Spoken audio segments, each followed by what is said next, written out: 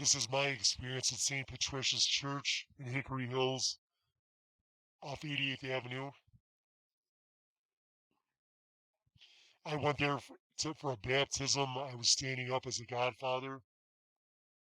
The people I was waiting for were intentionally late and waited to the last second. Their family was even worried about why are they stalling. During this time, I had to go to my vehicle to get a drink because the water pressure to the water fountain was not strong. I was the only car where I was parked because I showed up after Mass or during the end of the last Mass, so I was parked far away. There was only one thing by my vehicle. It was a woman smoking a cigarette with a phone. She looked dingy, had dark hair and a dark outfit. I assumed it was a hooker or someone shady. I didn't speak to her other than saying hello or goodbye. And that was it. Family eventually shows up.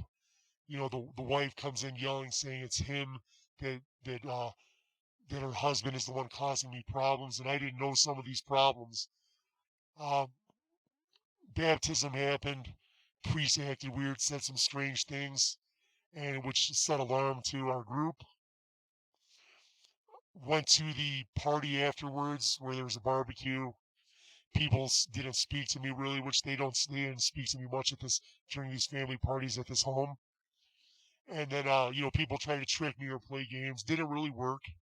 I wasn't necessarily mad, but a lot of negativity was coming up to make me accept this.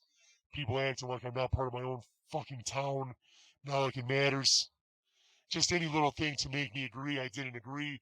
The wife was scared, said she's worried, and I only saw these people a few more times, and I knew the time was up.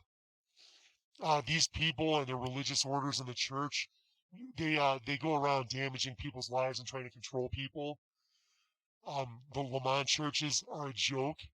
St. Patricia's is a joke. They might say, "Oh, we have these upstanding members. We have these people making this money. We have these people doing these great things for the world." No, it's a joke.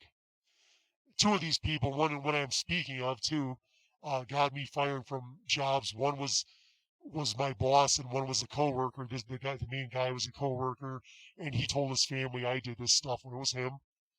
No big deal really until you wonder if he's telling his family or other people that I'm doing all this stuff when I'm not.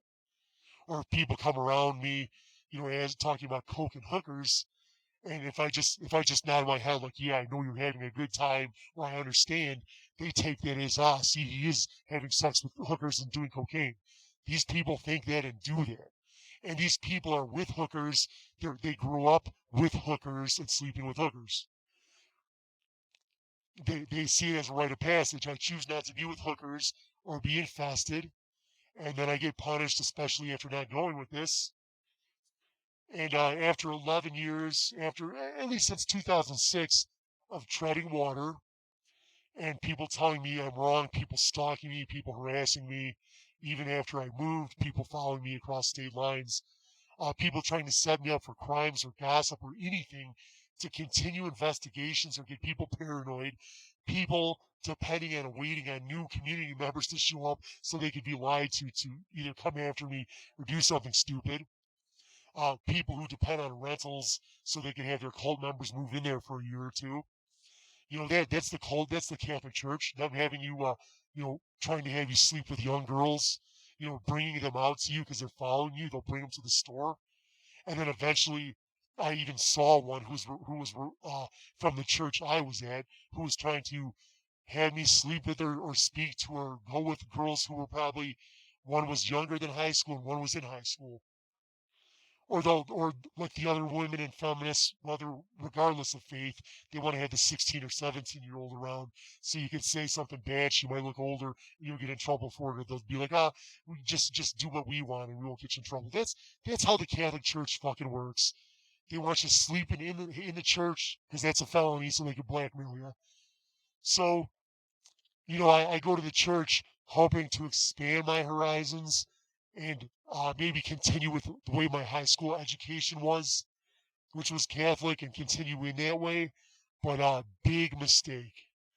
And they'll intentionally damage your family and have family do preemptive things. Even before I was baptized, they had the St. Xavier school I went to had contacted my aunt, or they had people contacting my aunt, and then my aunt had to run a psyop, because she was Catholic, and just like all the Catholic old ladies, who they might have a child that is from a non-Catholic woman, and these Catholic women in fear will come saying the child must be baptized in the church. The child must be baptized in the Catholic Church. These old ladies literally going insane for this. And then I realized these are old ladies who their husbands have been worked to the bone, and the husbands died, and these women dependent are really married to the church and the priests and depend on that network. So you got all these old ladies and all these women promoting the church just in case there's not somebody to help them later on. The church is done. Your churches are done. You're downsizing. Anybody sticking around there is a criminal. Point blank. And this is not a warning. So since 2006, this is not a warning. I have to tell you ahead of time. This is not a warning.